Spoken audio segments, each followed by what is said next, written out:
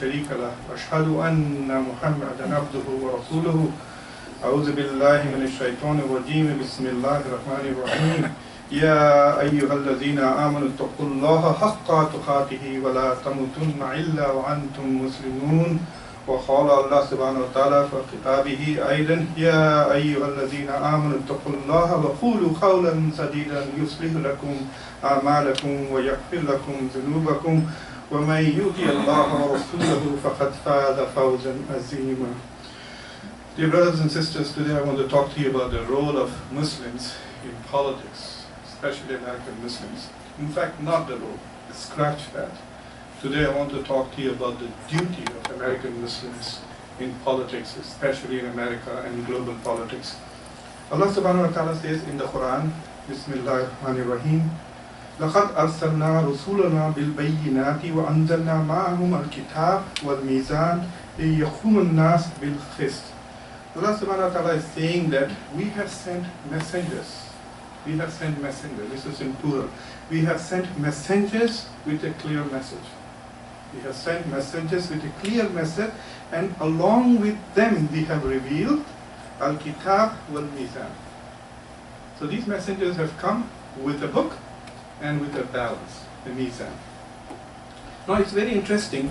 The purpose of this, Allah subhanahu wa ta'ala says, is so that la yaqumun nas bil qisti, so you establish justice on earth among people. There are many verses in the Quran which say many things, but some verses in the Quran are specific. They speak to a specific episode in history, to a specific moment, or even to a specific shara'i masala, legal issue. But then there are some verses in the Quran which are constitutional in nature, which means they are overriding principles. They cover a broader swath of things.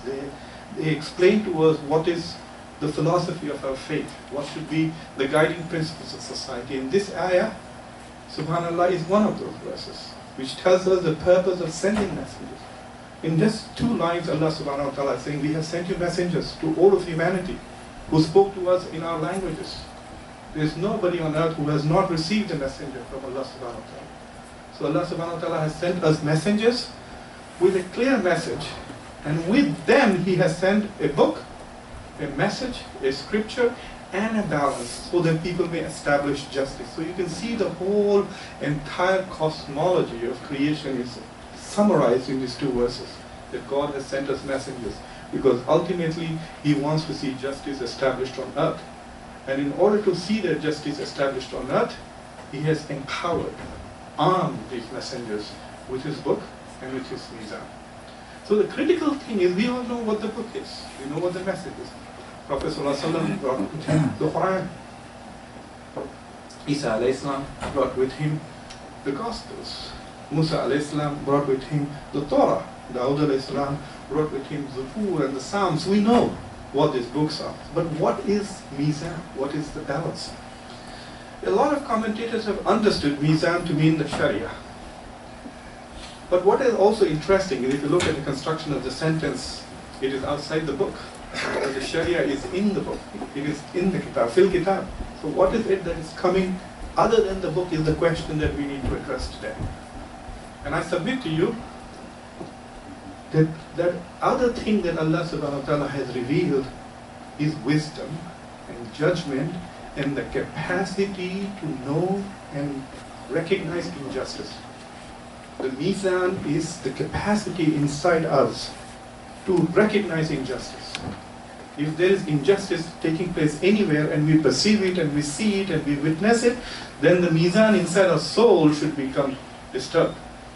And in order to restore the sanity of our own soul, the balance inside ourselves, we have to struggle and establish justice. If there is no justice in the world, we will be without peace. So the way we can bring about peace in our society and inside ourselves is by invoking this mizan which has been revealed to us. So the message is clearly clear. Allah subhanahu wa ta'ala, we know as individuals what we have to do. Allah subhanahu wa ta'ala has revealed to us that He wants us to be a Muslim, someone who submits to Allah subhanahu wa ta'ala. He hopes that we will become mu'min, someone who really believes in it. It would be great if we can become muhsins. That we perform every act in our life as if Allah subhanahu wa ta'ala is watching us, as if we are seeing Allah subhanahu wa ta'ala. He wants us to be salihin, people who fast, people who pray 5 times a day, people who give zakat, who give charity. As individuals, He expects us to become virtuous individuals. We know that, but that is not where His instruction stops. He wants us to be virtuous individuals living in virtuous societies. You cannot have individual Muslims living in a collective jahiliyyah. An Egyptian scholar by the name of Sayyid Qutb was the first to argue that you can have a community with 100% Muslims, but it would still be a jahiliyyah community. Because he argued that if certain rules and principles of Allah subhanahu wa ta'ala are not implemented in the society, what is the point of having believers in the society? So what you have to recognize is that there is a double requirement as individuals, as communities.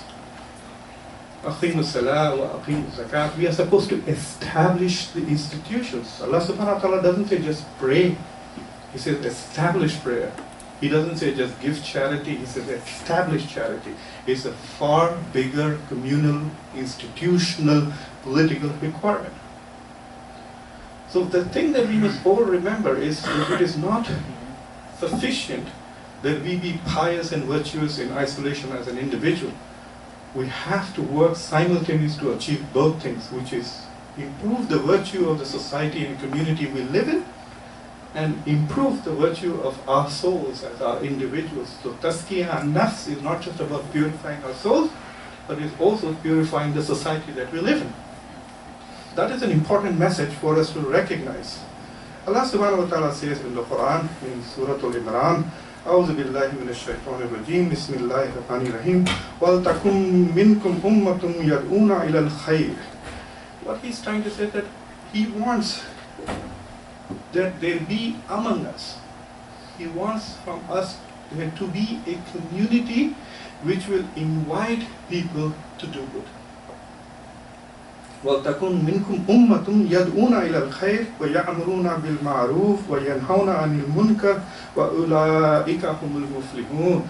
So Allah subhanahu wa ta'ala is saying, this is verse 104 in Surah Al-Imran, that from your community I want a people to emerge, a leadership to emerge, which will invite everybody else to do good, which will also invite people to do good, will invite people to do khair. And then Allah subhanahu wa ta'ala says, and encourages, ya'amaruna. Now you can understand the word amr in many different ways. It can be order, or it could be encourage. Amr means affairs, amr means order.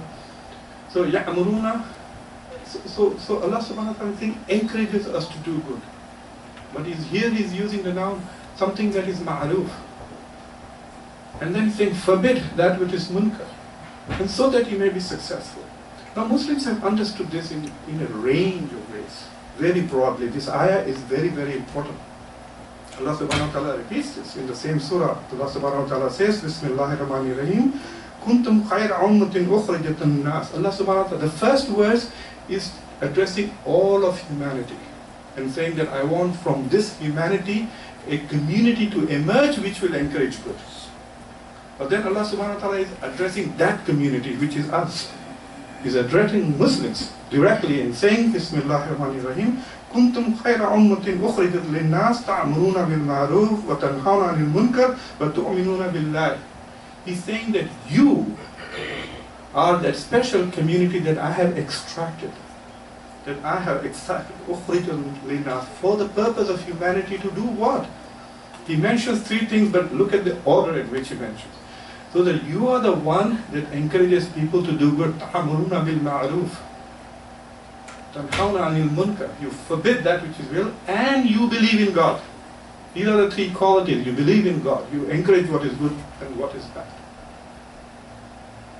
Now, the way Muslims have understood, for example, if you read Sheikh Ibn Taymiyyah, he says this is the justification for the creation of an Islamic state. If we do not have an Islamic state, if we do not have an Islamic government, then how can we encourage people to do good and how can we forbid evil? Like how can we ban alcohol? How can we ban adultery? How can we ban gambling in societies if we do not have the mechanism of the state under our control? So for a lot of people, this ayah then becomes a justification for the creation of an Islamic state. So whether you're looking at people like Maulana Maududi from Pakistan or Sayyid Qutb from Egypt, or you're looking at some classical scholars in the past, Abdul Wahhab, or even Ibn Taymiyyah, etc., for them this ayah essentially says that we need to create a mechanism so that we can encourage people to do good. And the way they understand Amr here is to order. And the way they understand good is Sharia. But there is a minimal way of also understanding this.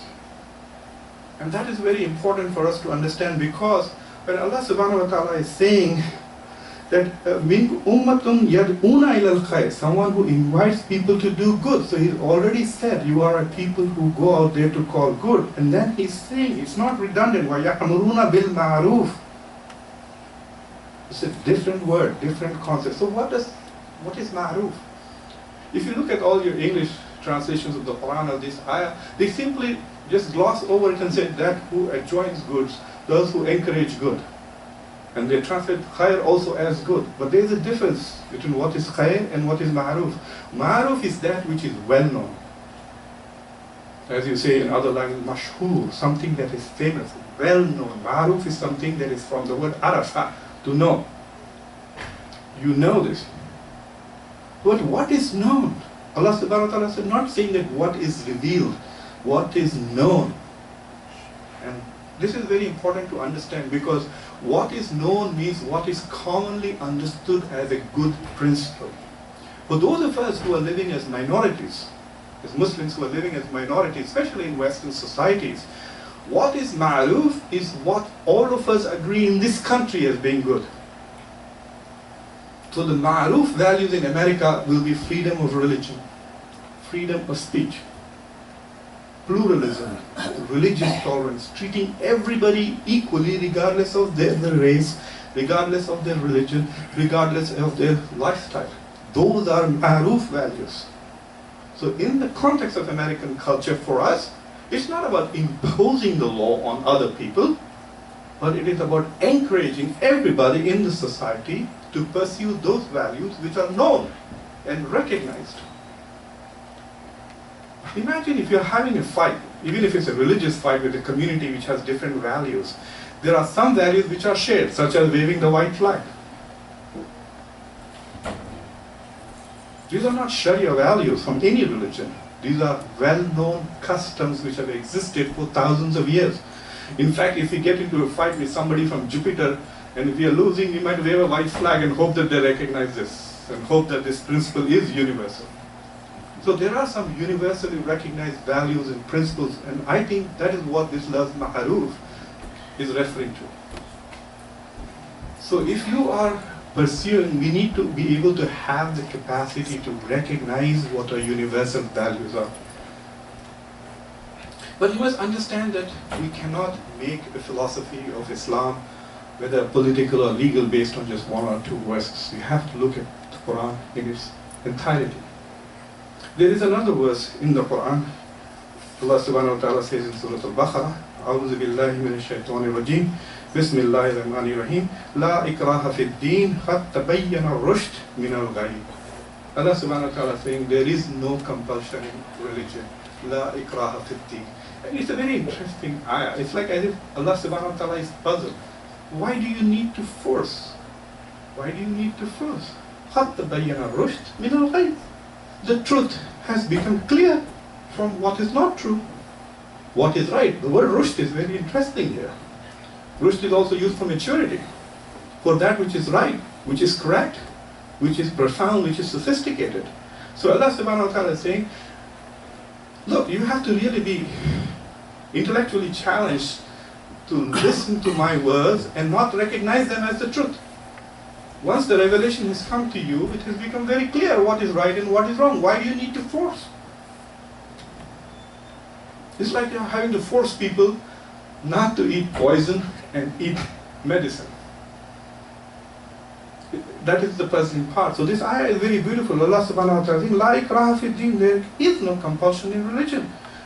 That which is true has become very clear from that which is false. Now then, this ayah too has been understood both in the minimalist way and the maximalist way. So those who wish to impose the Islamic state on everybody else, which understand the ayah of Amr bil Ma'ruf in a maximum sense, understand La ikraha fi din in a minimum sense. So understand the connection between. So if you want to force Islam on other people, then you can't take this ayah, you have to ignore this ayah or do something else. So they use it in a very minimal sense, that what it means is that we will not force people to convert, but we will force everything else upon them. We will not force you to convert, but the moment you convert, you stop praying, we will beat you. If you stop fasting, we'll lock you up, and so on and so forth. And suddenly there is a lot of compulsion. Use of force, use of state mechanism to implement virtue. How can that be? But then there are those also who understand this in its maximum scope, which is to say there should be no compulsion in anything. And as long as we are able to distinguish what is a crime and what is a sin, we do not impose, do not use force to compel people not to commit sin. Like, I cannot stop you from smoking, I cannot force you not to drink, but of course I can prevent you from drinking and driving because you would hurt underworld, or you can smuggle these goods or whatever. What is this crime? If you can distinguish sin from the crime, you cannot. This is how the maximal is understood. One of the best ways to understand the Quran, the best tafsir of the Quran is the Quran itself. Tafsir al-Quran bil Quran. That is always the best. It is better than any individual, definitely better than any classical scholarship. The best, if you can find an explanation of an ayah in the Quran elsewhere, that should be the supremest interpretation of it. And after that, one way else to understand is also to understand the context in which these ayahs are revealed. So what was the context in which the La ikraha fi din ayah was revealed? There are 2 or 3 instances that are reported in the tradition. There was a Muslim brother whose 2 children converted to Christianity, and he was horrified. He was horrified that his 2 sons, this was a Sahabi, he was horrified that his 2 sons had converted to Christianity and were going to go away with these Christian traders, etc. And he wanted to capture his own sons and force them to convert back to Islam. He wanted to lock them up into the house, and he went to Prophet ﷺ and said, what should I do? My sons have converted out of the faith. Very interesting, he didn't want to kill them for apostasy. He wanted to bring them back into the fold of Islam. That's when this ayah came. This ayah was revealed then, La ikraha fi din. You cannot force even your sons to convert to your belief. Another asbab al-nuzul of this ayah is that, because of, this is the medieval ages, we are talking about the 7th century, healthcare, etc. was not exactly the best, prenatal care, etc. So lots of women used to lose children either during the birth or in childhood. Even, in fact, I look at my grandmothers. My grandmother had 12 kids and 8 survived. So like the loss was 33%. So people tended to have a lot of kids, but they were also always grief-stricken. So the women in Medina had started this practice. This has become their sunnah, that they would do something called a mannat. I don't know whether you know mannat. Mannat is like making a deal with God. And saying, Ya Allah, if I get this job, then I will feed 100 people here. Oh, Ya Allah, if my son wins the, what do they do that? Spelling bee, then I'll feed 5,000 people in India. This is one of the most common things people do. They make a deal with God, and it's fine. I don't know what to say about it from a Shari'i perspective, because Allah does what He wants. So this is a very cultural practice in many cultures. They do a mannat. So these women in Medina would make a deal with God, saying that if my children survived, then I will bring them up Jewish. So now they were Muslim. So the Muslim women didn't know what to do. What should we do? Because they had started bringing their children up Jewish, but they had now become Muslim, and they were wondering whether they should convert their kids back through compulsion to Islam.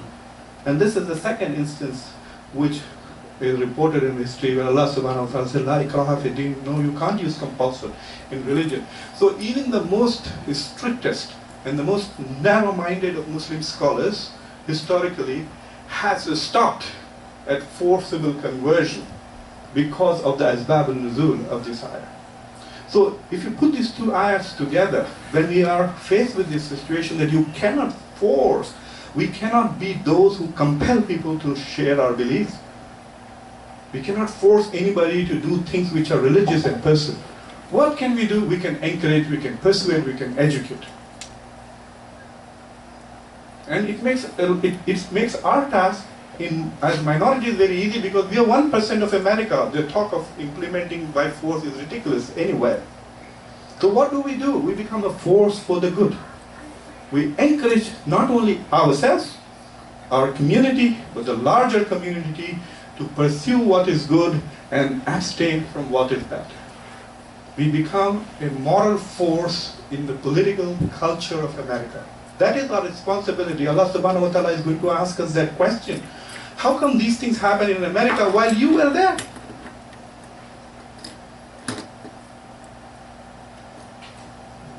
You know, I think I told you the story about this Sufi guy who sat on a mountain for 20 years and prayed to Allah subhanahu wa ta'ala. One day he needed something, I don't know, maybe a new coat or a blanket. He went into the village and he saw total chaos.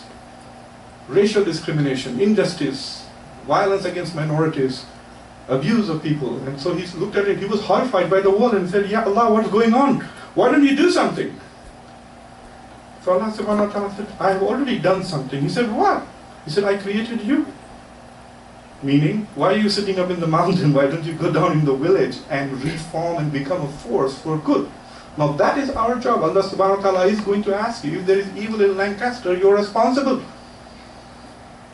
Then don't take it lightly. It's not something that I'm speculating. Read the hadith about divorce. Did you know that if there's a divorce in one family, 40 houses in each direction will be held accountable by Allah subhanahu wa ta'ala? 40 houses in every direction. The Prophet said 40 houses at the time of the Prophet ﷺ would have included the whole of Medina. So he's saying that the whole city is responsible for one divorce. So if anything bad happens, we will be held accountable. So we have to become a force for good. And we have to become, this is very important, listen very carefully. We have to become the guardians of American secularism, because without American secularism, there is no freedom of religion for those who are in the minorities. If we are against secularism, then people will impose Christian laws and Christian values on us.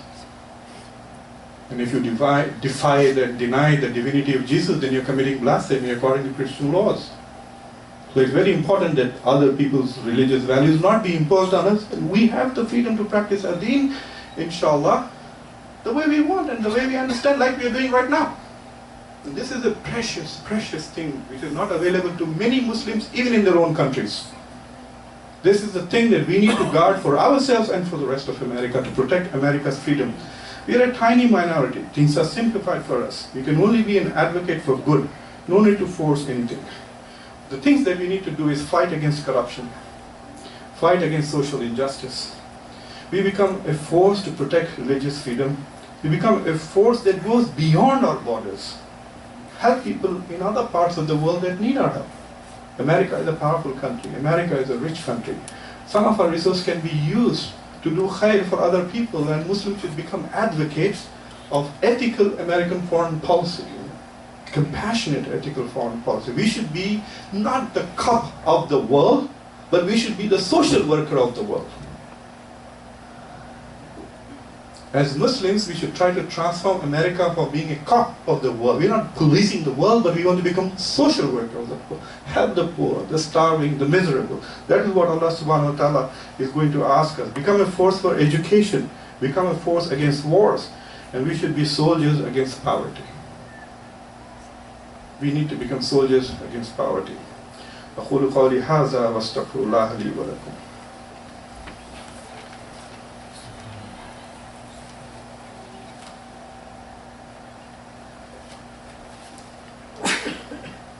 Alhamdulillah, wassalatu wassalamu ala Muhammad wa ala alihi wa sahbihi ajma'in.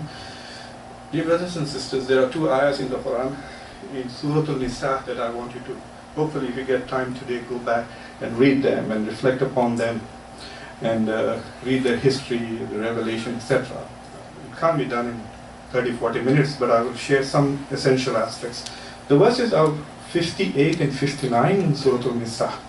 458 and 459.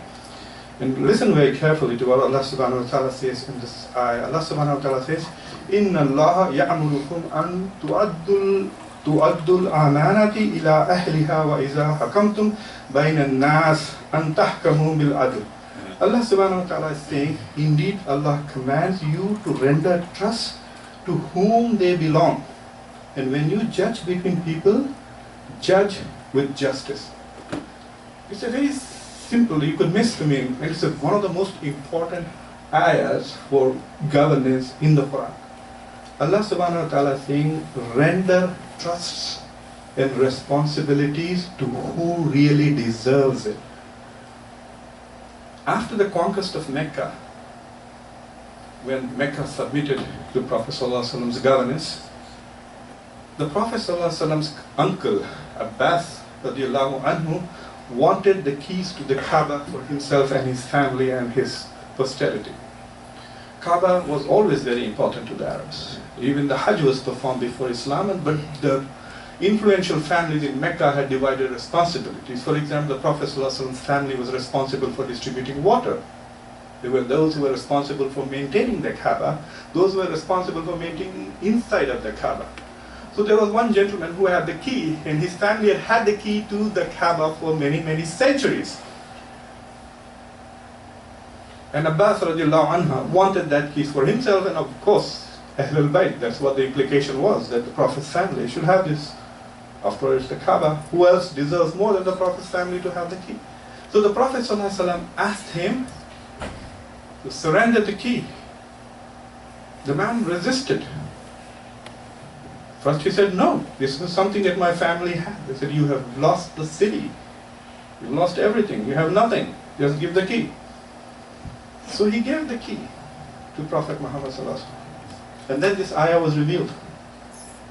And when this ayah was revealed, what does this ayah tell us? The ayah is telling us, give responsibilities to those who deserve it and make this decision by being just. It didn't tell Prophet Muhammad ﷺ whom to give the key. It told him, make the right choice. And guess what Rasulullah ﷺ did? He didn't give the key to Abbas. He called that man back and gave him the key back and said, you and your family shall have this key forever. When I was reading, I read many tafsirs of this ayah before I could give this khutbah today. I found interesting. The next thing that all commentators immediately write is that the man was so moved by it that immediately he took shahada and became Muslim, subhanallah, Allahu Akbar, and move on. But when I was reading this, the thing that struck me the most, and the most incredible thing, especially for our times, is say, remember what did Prophet ﷺ do? Who did he give the key of the Kaaba after the surrender of Mecca? He gave it to a non-Muslim. That man was not a Muslim when he was given the key, and the Prophet yet thought he was the most deserving of it. Of course, you can make the argument that the Prophet ﷺ has ilmul ghaib and he already knew that if I gave him the key, he would but those are not facts, those are speculations.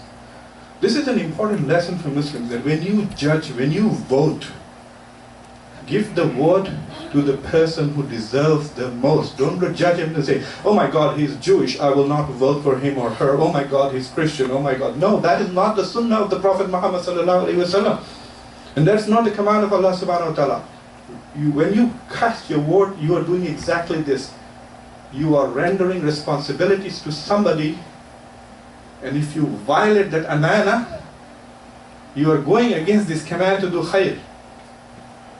And to stand up for justice, you become the source of injustice in the society. If you vote for the wrong person because of his value, because he is your king or tribal or ethnicity. This corruption, this nepotism comes from that.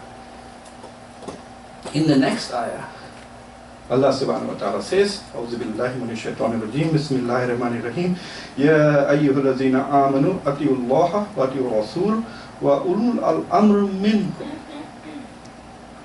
Allah subhanahu wa ta'ala is saying, "O you who believe, obey Allah subhanahu wa ta'ala and obey Rasulullah." This is all clear to us. Follow the Quran, follow the Sunnah, we follow. And then he says, and obey those who have authority amongst you. Now this ayah has been used, Umayyah has used it a lot to tell people, look, we have authority, we already have power, you have to obey us, the Quran says obey us. Do not rebel.